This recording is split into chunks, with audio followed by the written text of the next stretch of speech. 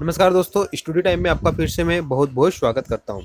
तो चलिए शुरू करते हैं। और शुरू करने से पहले हमेशा की तरह आपसे रिक्वेस्ट है दोस्तों, अगर आप चैनल पर पहली बार आए हो, फर्स्ट टाइम विजिट कर रहे हो, तो चैनल को जरूर सब्सक्राइब करें।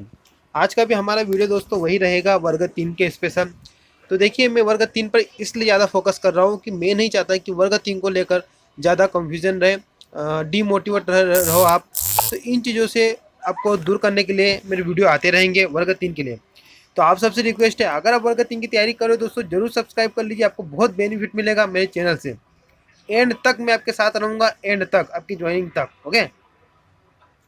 सबसे पहली बात देखिए, पदों की संख्या को लेकर, क्योंकि ये एक पदों की संख्या, रिक्त पद, ठीक है, वैकेंट पोस्ट जिसे हम बोलते हैं, ये एक ऐसा पॉइंट है दोस्तों कि यही पॉइंट आपको तैयारी के लिए मोटिवेट भी करता है और डीमोटिवेट भी करता है ना।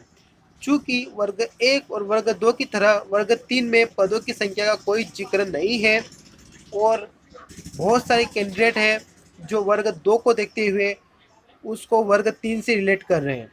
और वो फिर वो खुद तो रिलेट कर रहे हैं और सोशल मीडिया पर पोस्ट भी अपलोड कर रहे हैं कि भैया वर्ग 2 में इतनी तैयारी करने के बाद सिर्फ 50-60 पद दिए, ठीक है, वर्ग 3 में भी ऐसा ही धोखा होगा आपके साथ। तो इस तरह की पोस्ट अपलोड कर रहे हैं बहुत दिनों से, और मैं भी पढ़ रहा हूँ।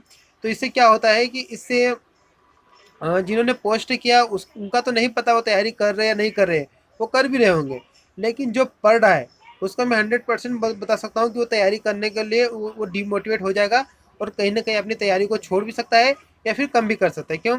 क्योंकि उसके मन में ये बात दिमाग में चली जाएगी कि वर्ग 2 में 50-60 पद आए थे, तो वर्ग 3 में भी कितने आएंगे।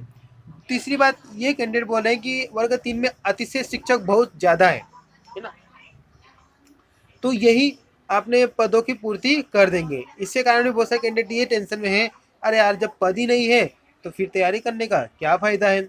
तीसरी बात, अतिथि शिक्षक, कि अतिथि शिक्षकों को नियमित कर दिया जाएगा, तो फिर वही कैंडिडेट यही सोचते हैं कि जब अतिथि शिक्षकों को नियमित किया जाएगा तो फिर पढ़ाई करने से क्या मतलब है।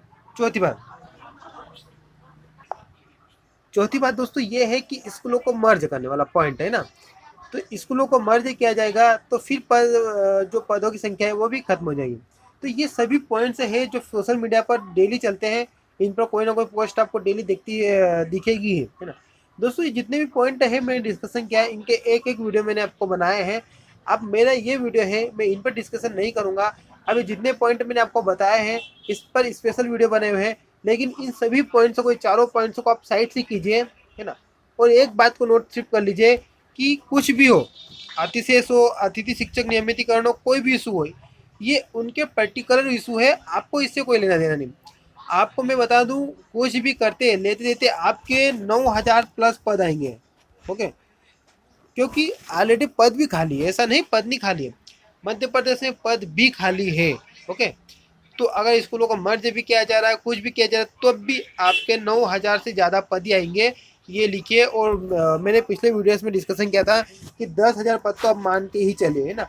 ये 9,000 में इसलिए बोल रहा हूँ क्योंकि इस पर एक बार वित्तीय विभाग ने इस पर स्वीकृति दी थी, तो इसलिए मैं 9,000 बोल रहा हूँ। लेकिन आपके 10,000 प्लस पद आ ही सकते हैं, आप 10,000 तो मान के ही चले। तो ये सोच के कि तैयारी मत नहीं कर रहे आप कि नहीं पद नहीं आएंगे, तो ये फिर आप वही वर्ग 1 और वर्ग 2 की तरफ ही आपका रोना रहेगा, सर अब हमारे बाउंड्री पर ही नंबर आए, क्या हमारा सिलेक्शन होगा या नहीं होगा। अब मैं वर्ग 2 की थोड़ी बात कर लेता हूँ। देखिए, वर्ग 2 में बहुत सारे कैंडिडेट हैं जिन्होंने बहुत अच्छी तैयारी की थी और वो मेरिट में आए थे, यहाँ तक कि 18 मेरिट रैंक उनके एमपी में 18 थी, उनका भी सिलेक्शन नहीं हुआ। और वो कुछ थे हिंदी, सामाजिक विज्ञान और विज्ञान वाले, उन कैंडिडेट्स के बहुत ही कम पद आए। तो यार देखिए, उसमें एक प्रॉब्लम ये है, हमने खुद ने सुना होगा, मंत्री जी ने एक बार बताया था कि विभाग को अभी सिर्फ सब ज़्यादा तो अंग्रेजी शिक्षकों की ज़रूरत है, और अंग्रेजी के बाद आपके गणित शिक्षकों की ज़रूरत है। तो इसके कारण वहाँ पर जो बाकी के सब्जेक्ट है इनके पद नहीं आए। लेकिन मैं आपको बात बता दूं, इसी पॉइंटों को अगर आप वर्ग 3 से जोड़ोगे तो ये आपकी गलती है। वर्ग 3 में किसी सब्जेक्ट का कोई इशू नहीं है। ओके, तो यहाँ पर सब्जेक्ट का कोई इशू नहीं है। जो अगर अगर 9-10 हज़ार पद आते भी हैं तो उसमें आप सब फाइट करोगे, ना कि कोई सब्जेक्ट है, कोई विषय तो है नहीं, आपको किसी विषय शिक्षक तो बनना ही नहीं। तो अब उस पॉइंटों को इससे ना जोड़े तो ही बहुत ही बेहतर होगा। और इन चीज़ों को अभी आप जोड़े ही मत, किसी से भी मत जोड़िए ये जो मैंने 4 पॉइंट डिस्कस किए, इनको आप किनारे पर रखिए और सिर्फ तैयारी कीजिए। मैं ऐसा क्यों बोल रहा हूँ, देखिए क्या होता है कि जैसे ही कोई भर्ती निकलती है तो उसकी नेगेटिव जितनी भी बात होती है लोग उसको पोस्ट करते हैं, सोशल मीडिया पर हर जगह पोस्ट करते हैं। इससे क्या फ़र्क होता है, ये एक तरह से मैं कहूँ तो इसके 2 रीज़न हो सकते हैं। या तो कैंडिडेट उसका शिकार हुआ है, या फिर वो कैंडिडेट ये चाहता है कि लोग तैयारी करना कम कर दे, ठीक है, और इन बातों को सही मान लें। तो ये 2 रीज़न हो सकते हैं। बहुत सारे कैंडिडेट ऐसे हैं जिनको वर्ग 2 में धोखा मिला है, मैं मानता हूँ, तो वो तो रियल है, उनका लिखना सही भी है, क्योंकि उनको वर्ग 2 में धोखा हुआ है, उनके 18 रैंक है, तब भी अगर उनका सिलेक्शन नहीं हुआ है तो कहीं न कहीं वो उनके मन का गुस्सा निकाल रहे हैं। इसका मतलब ये नहीं कि आप उन चीज़ों को अपनी लाइफ में इम्प्लीमेंट करो। हर किसी के अलग-अलग इश्यू होते हैं दोस्तों, हर मनुष्य के, हर पर्सन के अलग-अलग इश्यू है। तो आप इन सभी चीज़ों को हटाइए, ओके? पदों की संख्या वाली टेंशन को हटाइए। सिर्फ आप ये सोचना है कि अभी हमको यहाँ पर 125 प्लस नंबर कैसे लाना है, फिर 125 प्लस नंबर तो लाओ, फिर उसके बाद हम सोचेंगे पदों की संख्या का क्या करना है, ठीक है? तो इन चीज़ों को लेकर मैं क्लियर कट आपसे बोल रहा हूँ कि इस वक्त आप किसी प्रकार की गलती ना करें, सिर्फ और सिर्फ अपनी तैयारी पे ध्यान दें। आपकी एग्जाम होगी जनवरी में, आपके पास इनफ टाइम है। अगर आप इस इनफ टाइम को अनइनफ कर दोगे दोस्तों, तो फिर आपका वही रोना धोना रहेगा, सर एग्जाम डेट आगे बढ़ेगी या नहीं बढ़ेगी। यही प्रश्न आप आपसे मुझसे पूछोगे दिसंबर एंड में, तो मैं क्लियर मना कर रहा हूँ, आप डेट नहीं बढ़ेगी, ठीक है, और बढ़ना भी नहीं चाहिए, डेट बढ़ना भी नहीं चाहिए दोस्तों, ये लिख लीजिए, ओके।